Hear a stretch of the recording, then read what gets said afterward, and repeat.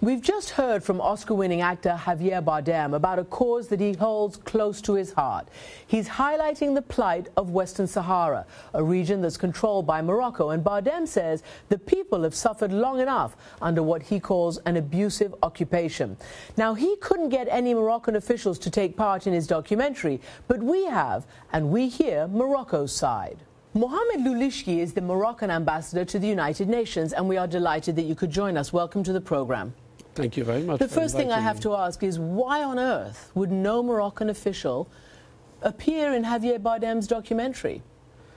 Well, I think that when Mr. Bardem called the ambassador of Morocco to Madrid, I think that he pushed the wrong button. You think? No, it's not only that I think, but I'm sure. Because judging from the response, he, instead of calling him on his cell phone or the number of the embassy in Madrid, he called him on his Moroccan cell. And you know that we ambassadors outside, we don't use this, our Moroccan cell. Is a nice try. However, no, this is a I'm sure that's explanation. True. I'm sure it is. However, he tried many, and the producers tried many different Moroccans to talk to, and many other people involved in this from your side, and they say quite clearly that obviously they wanted to get the Moroccan view. I mean, why would you not? So again, why did nobody, not just the Moroccan ambassador in Madrid, why did no Moroccan answer their call to at least participate? Have your views put in the program? We have all our views put not only in the United Nations but on all over the world. But when you have a party that have a definitive position, that instead of getting all the elements on which you can base your judgment on a given situation, instead you make first your judgment, and then you will try to have the argument sustained. So you think the best offense is just defensive? No, it's not defensive.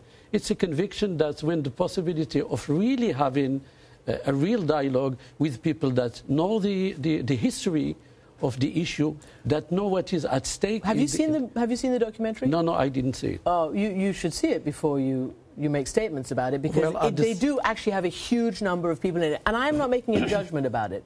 I'm simply saying that there are a lot of interviews in there from all sides except from the Moroccan side. However, we're not going to solve this dispute here. What I really want to know is really from your side. Yes. What about the referendum? What about the status and the rights of the people in the Western Sahara? We did accept a referendum, and we did cooperate with the United Nations to implement a referendum between 1991 and 2000. In 2000, the impossibility of getting the electoral body conducted the United Nations to state and to conclude that the referendum is not applicable for obvious reasons. First, when you cannot identify the electoral body, you cannot have a genuine referendum. Secondly, a referendum is not the route when it comes to dealing with these issues. No, but you agreed to it. The Kingdom of Morocco agreed to it, yes, and it's never been implemented. And look, we can talk about not knowing how many electors there are. We can talk about all sorts of logistics, but in the end, those are details. The real question is, why wasn't this referendum that was agreed by the King, by the parties, by the United Nations, supported by the United States of America, the President talked about what a courageous act it was for the King of Morocco, hasn't been implemented. And let me play you then a soundbite, a part of an interview from this documentary from the person who was heading the organization set up to monitor and implement this referendum. This is what he says about the Moroccans, that actually you didn't want to have the referendum and did everything possible not to have it. Listen to what he says, then you can respond. Okay. There are certain words that the Sahrawis use that the Moroccans cannot pronounce. They set up training facilities to teach the Moroccans how to say these words in the Sahrawi fashion, so that they could pose as Sahrawis and then, get themselves enrolled as voters and things like that. The number of dirty tricks and absolutely unethical and unscrupulous things that the Moroccans did is amazing. That's a pretty harsh indictment. What's your response to that? Well, I think it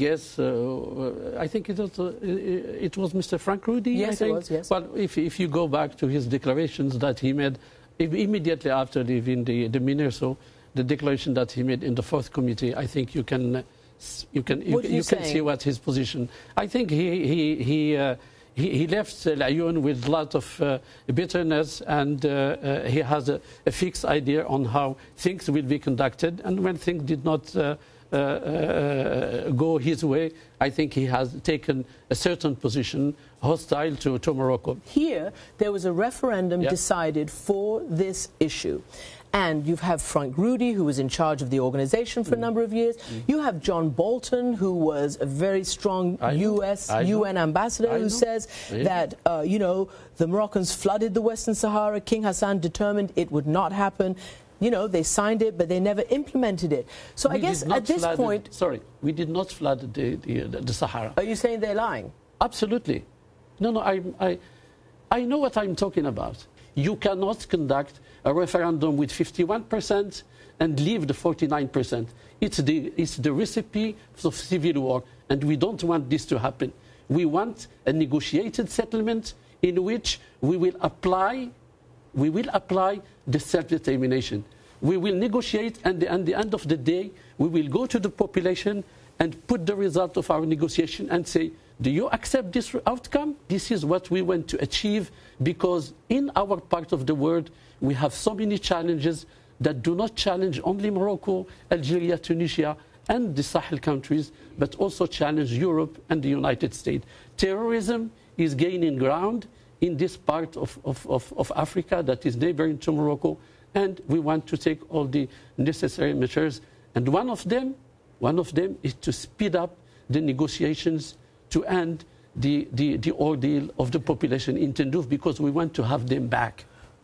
Ambassador, are you not worried that if this is not dealt with in a just way, that you're going to have people who have no faith anymore in politics, that you're going to have young people from the Western Sahara who decide to take up arms, as some of them have said they will?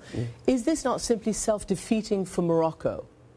Do you think that we are not sensitive to the humanitarian situations? They are brothers and sisters of me, my wife, and my children. Well, and we want them to come back to contribute to building the new democratic Morocco, where all human rights for all will be guaranteed under the leadership of His Majesty. You talk about human rights, but obviously human rights is not part of the resolution in MINURSO, and there are many people who criticize that and don't understand why that would be the case. We have 15 peacekeeping operations in the United Nations. 6 of them do not have the human rights dimension. And one of them is yours. Is that something to be proud of? No, it's not to be proud of. Okay, let me play this. The United Nations is saying that Morocco has mechanisms of protection of human rights that are reliable and credible. Let me play you this soundbite, because human rights activists and officials say that it is one of the most oppressive occupations ever, the Moroccan occupation of Western Sahara, with whole-scale human rights violations. Let me play you a part of an interview of a woman from Western Sahara who talks about it. Yes. J'ai été enlevée de chez ma famille à 3h30 du matin et j'ai passé 4 années disparue dans un bain secret, sans jugement. Toute cette période, vous ne pouvez pas imaginer que 4 années avec des yeux bandés, jour et nuit. Nous ne pouvions pas dormir pour la nuit, toujours effrayés, parce qu'il y avait toujours des attentes de viol. C'était pas facile. C'était pas facile d'être maltraité, insulté, torturé. Well, you saw that picture of this lady who had been beaten up and abused by your forces there. And she says that that wasn't the worst of it, that there was a young man in a nearby cell who was tortured to death, simply, she says, for refusing to accept, as she says, the Western Sahara was Moroccan, and for refusing to hail the king. The king is not my king, he said, and he was tortured to death, she says. I mean, that's not peaceful. That's not human rights. I'm not dismissing possible violation of human rights. It happens all over the world. But what it doesn't happen is that these violations are not redressed. Morocco, in 1999, went through scrutinizing 50 years of violation of human rights. We had the Truth Commission that compensated tens of thousands of people, including Mrs. Aminata Haidar. She got $60,000 in terms of compensations, and she got a job also in terms of compensations. So I think one has to see But you're not denying glass. that there are massive abuses. I'm not denying that they are isolated. I'm not saying that there were no gross violations in Morocco, including in the Sahara. Well, that's not what the human rights community says. It's not what the UN says. And right now, the US, especially the Congress, appears to be getting more and more sensitized to this. And since 2011, the United States has started to link aid to Morocco, military aid, to improvements in the Western Sahara. Now, they haven't been specific, and I'm sure they haven't, you know, enacted any punitive actions. Do you think they will? Are you worried that eventually you'll lose US support? Because they are your big backers in all of this, in the UN and everywhere. I'm not worried because I know what are the achievements of my country for the last 10 years. That Morocco is developing a culture of human rights, that Morocco is making progress, and that we can trust the mechanism, the domestic mechanisms of human rights in Morocco to deal with any violations. Ambassador, it's good of you to have come in. You didn't want to take part in the other documentary, and I'm very glad that you were able to talk to us. And we will keep watching this situation. I'll be always ready to come back and discuss with you. It's Excellent. my pleasure. We and will it's my watch honor. and we will continue to report from on the ground there.